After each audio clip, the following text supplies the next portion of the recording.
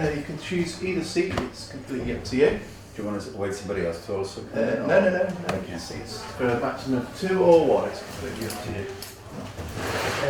Do you know who Alan Bennett is? Yes. Okay. Have you chosen the shape? Yes. Okay.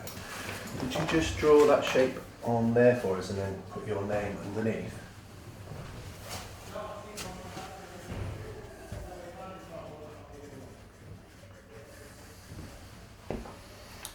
Thank you.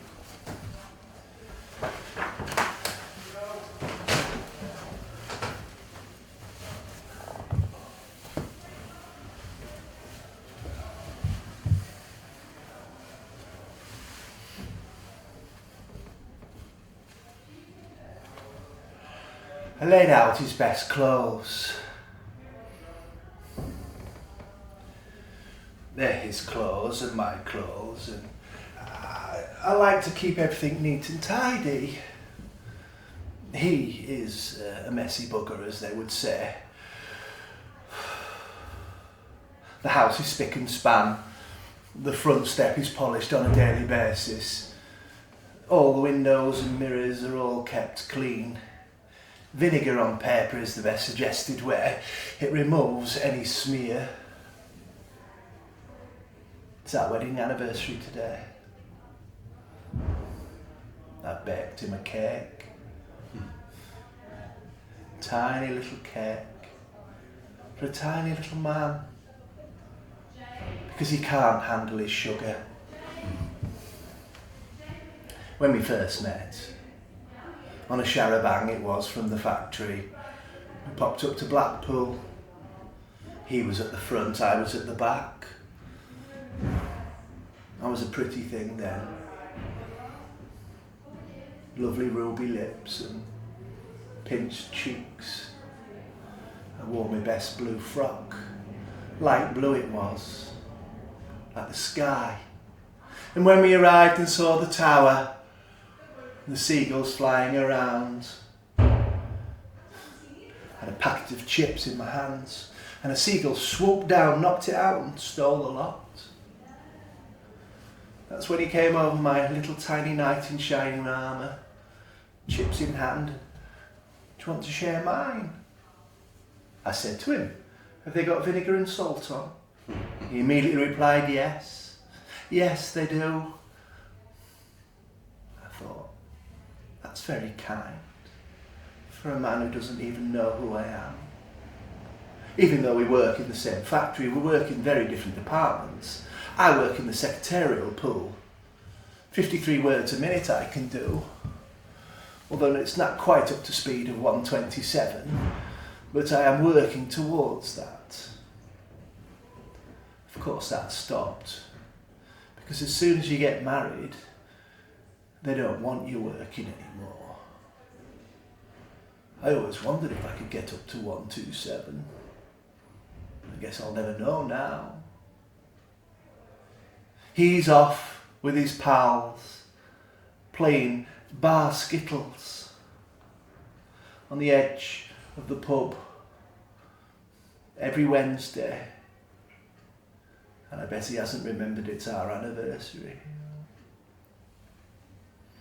I laid out his special clothes, his pub clothes he likes to call them, smart, ironed, clean, crisp. As I sit here, looking at our tiny little 3-bar fire, warming my feet, waiting for him. Hey-ho. We had a beautiful marriage.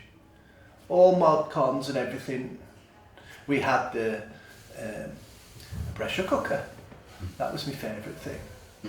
I'd never had one before. First time I turned it on and put everything in, it steamed like some sort of engine from the railways. He had to come in and turn it down and with a tea cloth took it off. Burnt his hand, scalded it. Still got a scar on the inside of his wrist. Memories of our marriage. We've had good and bad, like every man and woman. Still, I wish he would remember it was our anniversary. Doctor said his memory's not quite what it was. He walks into a room and forgets why he's got in there. I am slightly worried, but I keep everything spick and span, so he knows where he is and knows who I am.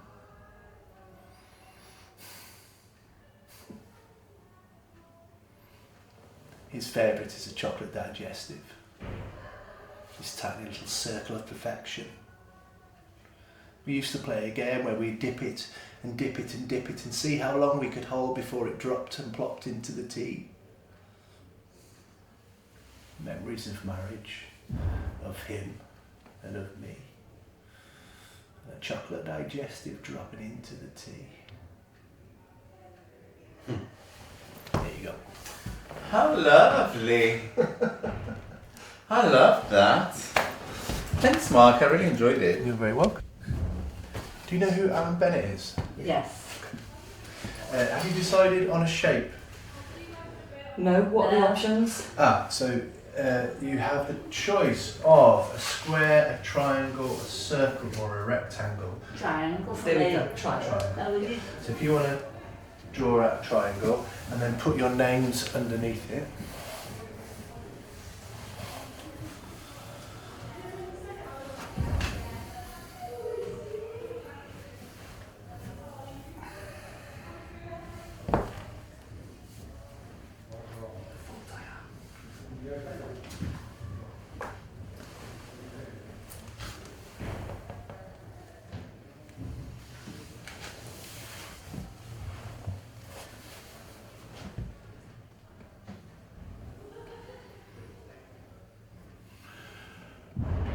Across the cricket club, all I heard was, "Could I have another slice of quiche?" Quiche? What's quiche? Turns out they meant quiche. It's an egg custard with veg in it, really, isn't it? So I sliced off a triangular shape and placed it onto the nice white paper plates and handed it to them. The local village team, made up of various men from various places. Not all of them, how should we say, some of them might be described as ne'er-do-wells, mischief makers, the type of man that goes to the pub and drinks 15 pints, comes out, has a fight, goes home and sleeps soundly at night. Well, the local village team were in, we were doing the tea. We made sure that everything was prepared. They were playing against the local village, the other side of the hill. Notorious they are, the rivalry between the two. I mean, all it is a bat and ball and a rope on a large green playing field. They're so precious over that square though. You can't go on it. You're not allowed on it. It's like some piece of sacred ground. Anyway, the game finished. Both teams had gone off, gotten changed into their normal everyday wear. Casual jackets, some had ties, crisp ironed trousers with brogues or black shoes. That's when the cry went up of, "Can I have another piece of quiche?" The WI, which I'm a member of, we do all the cricket teas. You have Mrs. Wilson, she's an expert in jams. Strawberry's my particular favourite. It's very sweet. Then you've got Mrs. Johnson. She bakes an excellent sponge and the two of them partner up and make a strawberry sponge cake. That is always the first thing that goes. I'm responsible for the teas. I'm not a great cook. I've tried Mrs. Beaton every which way, but it just does not rise for me. I don't know if it's the oven. My mother was a great baker. But that was in the days when we had a range. We don't have coal now. We've got all mod cons. We've got an electric cooker. We open the door and you put it in and it never rises. I've tried and tried and tried. Every Wednesday, when we have our tea and cake at the local church, mine always goes in and looks like a biscuit. It's always the last one to get eaten. However, I do have other talents. I make a very good cup of tea. The Burko is bubbling away. The gentleman come over, ask for a cup of tea, and I duly oblige. I think about those slices though. Why are they all triangular shaped? Well, I suppose it's because it's three sides, isn't it? Isosceles equilateral. Triangles exist everywhere. I do enjoy my role in the WI. Next year I'm hoping to go for secretary. I'm not quite ready, but I will be. I've been under the tutelage of Mrs. Walker. She's stepping down. She's 76 and done it for the past 30 years. It's quite a prized position. I know what they say behind my back though. Spinster of the parish. Never been kissed. I'm not interested in gentlemen callers. Never was, never will be. I'm happy with my lot. I'm not the most beautiful of women. Some might describe me as plain. I hide my light under a bushel. When I was a young girl, I would catch the odd eye, but not anymore. Happy with my lot. I like working. I work at the co-op, the cheese counter. Take great pride in my job. Take great pride in everything that I do for my community. It was then that cry went up again. Can I have another slice of quiche? I said it's called quiche. What we didn't know is the opposition team were collecting them all on their plates. But they had a plan. 4:30 it happened. I remember because I looked up at the clock, noted, half an hour before we closed tea. That's when the first one was flung across the room. It's like a food fight, something out of the dandy. And then it's when the fisticuffs started to happen.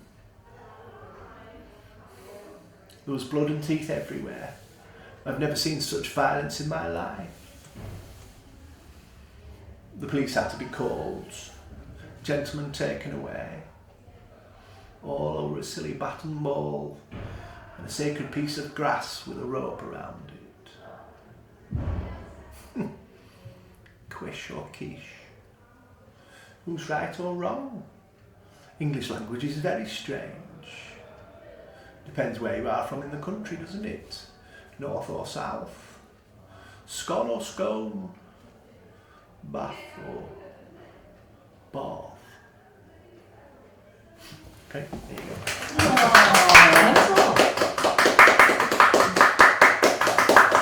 That's lovely. Well.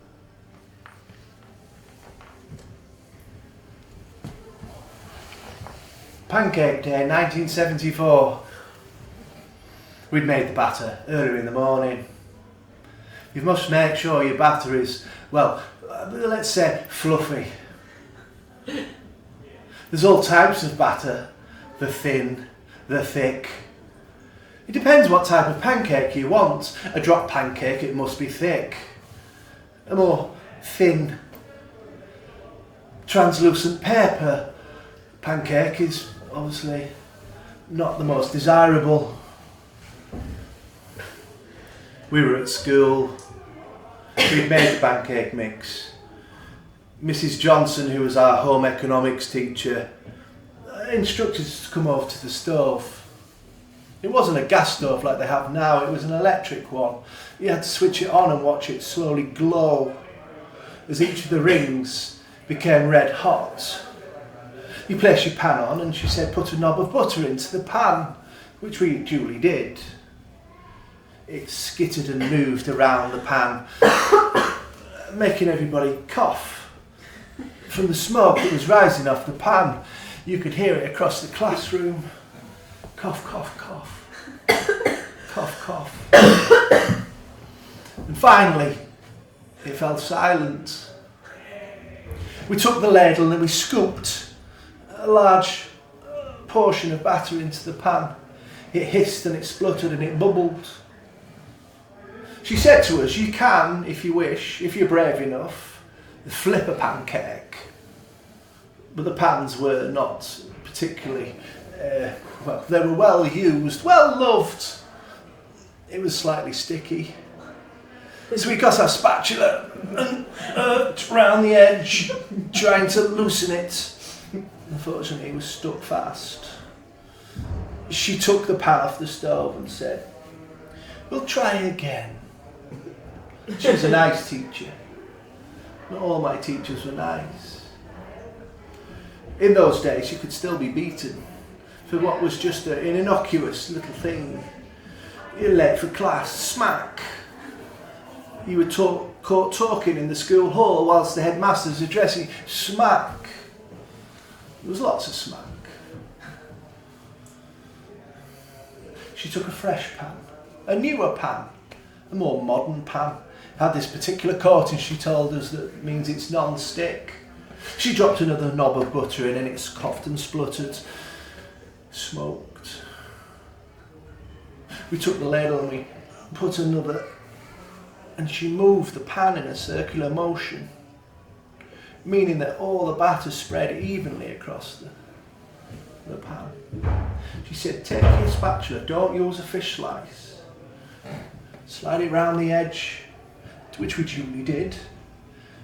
And there, when we moved it, it shuddered. She said, take the pan off and with a quick flick of your wrist, and she showed us expertly as it did a 360 in the air and landed it back in the pan. The class just looked at her like she was some sort of skilled magician, but with culinary food. She said, do we want to go? And I said, why not? I picked the pan up rather nervously. I wasn't sure if I had quite the technique, but I gave it a go. I literally lashed it up in the air, expecting it to hit back into the pan. But it was stuck on the ceiling. The whole class looked up as it slowly peeled like a piece of wallpaper, and it fell, missing the cooker and onto the floor. Miss thought I was being funny, playing a joke, but I wasn't. And then smack, right around the back of the head with a wooden spoon. Never really eaten pancakes since. Don't like lemon.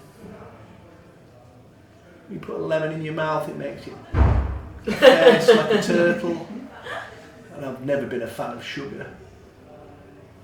Still, pancake day. Strange what you remember when you're laying in your hospital bed, isn't it?